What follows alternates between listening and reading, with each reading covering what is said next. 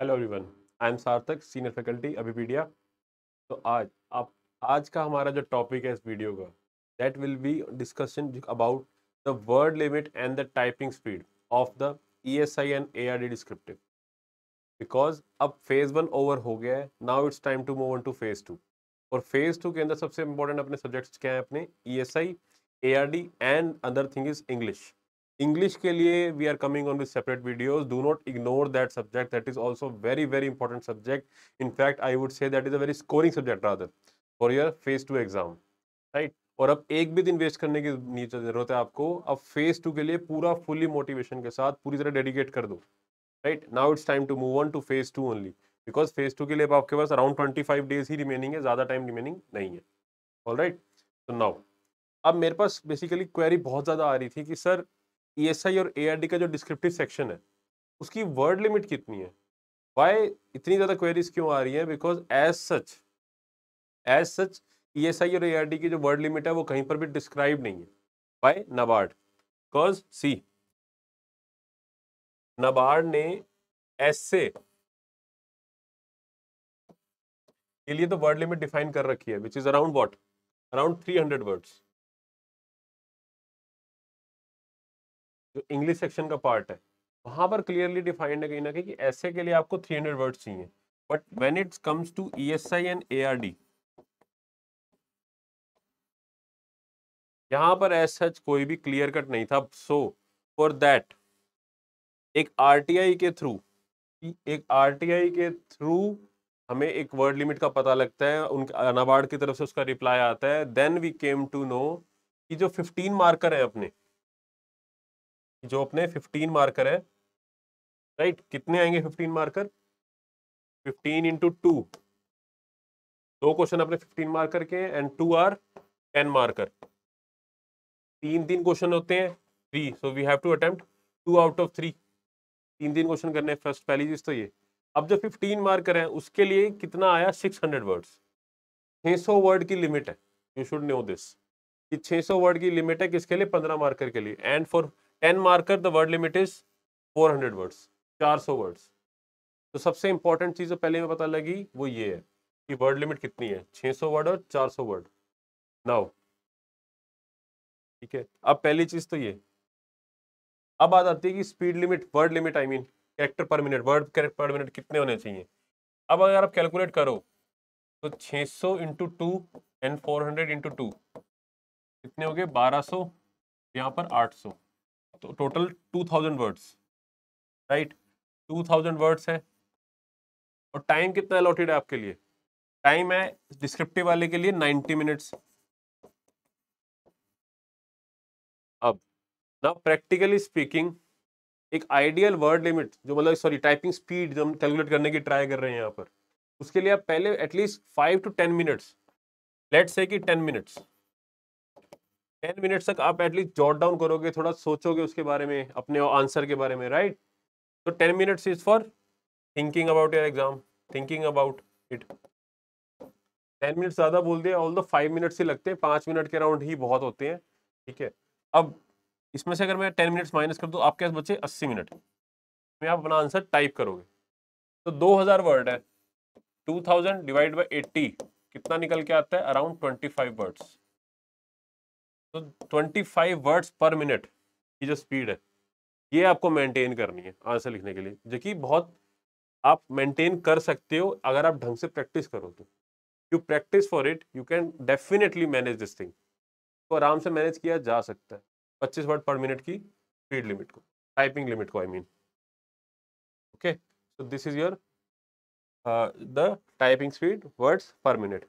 Now अब आपकी इन सारी प्रॉब्लम्स को सॉल्व करने के लिए कि सर आपने बता तो दिया लेकिन हम इसको प्रैक्टिस कैसे करें, तो एनालाइज कैसे करें कि करंटली हमारी कितनी वर्ड्स पर मिनट की स्पीड है। और जो ये आपने वर्ड लिमिट बताई है 600 वर्ड, क्या हम 600 वर्ड के अंदर अपने जो थॉट्स हैं उसको आपको सामने प्रेजेंट कर पा रहे कि नहीं कर पा रहे? कि क्या हम प्रॉपर एक स्ट्रक्चर दे पा रहे कि नहीं दे पा रहे 600 वर्ड के अंदर? और दैट मैटर 400 वर्ड के अंदर क्या हम स्ट्रक्चर दे पा रहे कि नहीं दे पा रहे? हम प्रॉपर इंट्रोडक्शन दे रहे कि नहीं दे रहे? हम एंड में अपने आंसर को कंक्लूड कर रहे कि नहीं दे रहे? या जो इंपॉर्टेंट पॉइंट्स है बॉडी में मिस आउट तो नहीं कर रहे? और ये सब करने के बाद क्या हम प्रॉपर टाइम लिमिट के अंदर इस चीज को पूरा कर पा रहे कि नहीं कर पा रहे? राइट। और सबसे इंपॉर्टेंट चीज, 3 क्वेश्चन है, 3 में से 2 भी चूज करने हैं, क्या आप उसको भी कैपेबल हो, आप चूज कर पा रहे हो कि कौन से 2 क्वेश्चन एक्यूरेट है, अप्रोप्रिएट है आपको चूज करने के लिए। तो all these questions definitely gonna come in your mind. I know ये सारी क्वेरीज आपके दिमाग में आती होंगी, और इन्हीं सब क्वेरीज का सॉल्यूशन लेके मैं आपके सामने इसलिए बार बार आता रहता हूँ। The solution for all these kind of things is the test series that Abipedia has launched a test series for phase 2 exam. NABARD grade A के लिए phase 2 के लिए स्पेशली डिजाइन करी गई है। What is the specialty about this test series? This thing, the descriptive through keyboard part।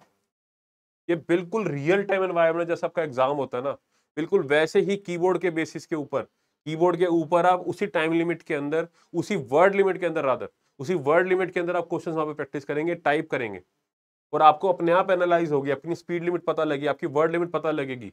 You will be able to carry, आप jot down कर पाओगे क्या हम अपने थॉट्स को रिप्रेजेंट कर पा रहे कि नहीं कर पा रहे, अपने आंसर को स्ट्रक्चर दे पा रहे कि नहीं दे पा रहे, टाइम लिमिट के अंदर चीजों को कर पा रहे कि नहीं कर पा रहे। Everything that you can then decide upon through this test series. Preparation अपनी जगह होती है, पढ़ाई अपनी जगह होती है, एक स्टडी अपनी जगह होती है। And as far the syllabus of phase 2 is concern, वो आपका फेज 1 में भी था, सेम सिलेबस आपका फेज 2 के लिए। पढ़ाई आपने ऑलमोस्ट काफी हद तक वहां पे कर ली है। अब आपका जो मेन पार्ट है वो ये चेंज है कि ये जो टाइपिंग टेस्ट है, डिस्क्रिप्टिव पेपर है, इंग्लिश का डिस्क्रिप्टिव पेपर है, everything these kind of things, ये अब आपको ज्यादा प्रैक्टिस करने की जरूरत है। पढ़ाई तो अपनी साथ साथ रिवाइज करते रहेंगे उन चीजों को। आपको इस टेस्ट सीरीज के थ्रू एक चीज, आपको इसमें फीडबैक्स मिलेंगे, आपको उनके थ्रू पता लगेगा किस टाइप के डाटा पॉइंट्स, किस टाइप के डाटा फैक्ट्स ऐड करने की जरूरत है। अब डाटा फैक्ट्स लेने भी तो कहाँ से लेने, सबसे पहली बात, राइट। उसके लिए आपका इकोनॉमिक सर्वे कितना इंपॉर्टेंट है, पीआईबी का डाटा कितना इंपॉर्टेंट है, वो सारी चीज आपको पता लगी। उन डाटा को यूज कैसे करना है, हम डाटा तो कलेक्ट कर लेते हैं, लेकिन डाटा का यूज कौन से क्वेश्चन में कहां पर करना है। हम एक ही डाटा को कई बार 2-3 क्वेश्चन में लगातार यूज करते चले जाते हैं, जबकि हमें different type of data sets use करने होते हैं। तो all these kind of queries, these kind of thoughts, वो सारा का सारा आपका इस टेस्ट सीरीज के थ्रू काफी डेफिनेटली काफी हद तक इजी डाउन हो सकता है, बिकॉज आपको फीडबैक मिलेंगे, रिमार्क्स मिलेंगे, in that you will be told कि आप कहाँ मिस्टेक्स कर रहे हो, उसको कैसे रेक्टिफाई कर सकते हो, राइट। जितनी मिस्टेक्स करनी है यहाँ पर कर लो टेस्ट सीरीज के अंदर। रियल एग्जाम में जब फाइनल एग्जाम होगा तब आपको कोई गलती नहीं करनी, इसीलिए आपको ये बता रहा हूँ मैं, ये mock test series, that is why this mock test series has been designed in such a pattern. Alright, so जितना जल्दी हो सके इस टेस्ट सीरीज के अंदर एनरोल करें। Work on your weak areas, अब पहले अपनी वीक एरियाज को आइडेंटिफाई करें, देन वर्क अपॉन देम, उनको ठीक करें, rectify them, and get your preparation as strong as possible, because एक एक नंबर की इंपॉर्टेंस है फेज 2 के अंदर, एक एक नंबर इंपॉर्टेंट है, यही फाइनल मार्क्स आपके ऐड होने हैं। क्लियर है, आगे आपका फिर इंटरव्यू भी आएगा, इन दोनों को ऐड करके आपके फाइनल मेरिट लिस्ट में आपका नाम बनने है। अब एक भी लूज एंड नहीं रखना, कोई वीक एरियाज नहीं रखना, आपके पास टाइम है अभी इतना कि आप इन चीजों पे काम डेफिनेटली कर सकते हो। ऑलराइट, तो बिना किसी डर के, बिना किसी फियर के, इवन इफ आपको ये भी लग रहा है ना अभी भी कि यार मेरा फेज 1 में शायद ना क्लियर हो, then also this will be helping you out for the next year exam, और एक्चुअली हेल्प करेगा ये। यहीं पर गड़बड़ करते हैं बच्चे कि फेज 1 में जब नहीं होता उनको डर लगता है, फिर पीछे होकर बैठ जाते हैं, फिर नेक्स्ट ईयर वही सेम कहानी फिर रिपीट हो रही होती है। नेक्स्ट ईयर जब एग्जाम आएगा, नोटिफिकेशन आएगा, फिर ये सोचेंगे फेज 2 के लिए कैसे करें, क्या करना है। तो आपके लिए टाइम है बहुत अच्छा, सबके लिए, whether you are able to clear exam और not, in both the cases आपको डेफिनेटली इसको चेकआउट करना चाहिए, इसमें एनरोल करना चाहिए और इसके थ्रू प्रैक्टिस करनी चाहिए। Alright, that is what a warrior does. वो कभी भी वॉर से पीछे नहीं हटता, चाहे वो जीत रहा हो चाहे वो हार रहा हो, तो कभी ना कभी डेफिनेटली उनकी विन जरूर होती है। So on that note, I wish you all good luck, and till our next video, stay connected with Avipedia.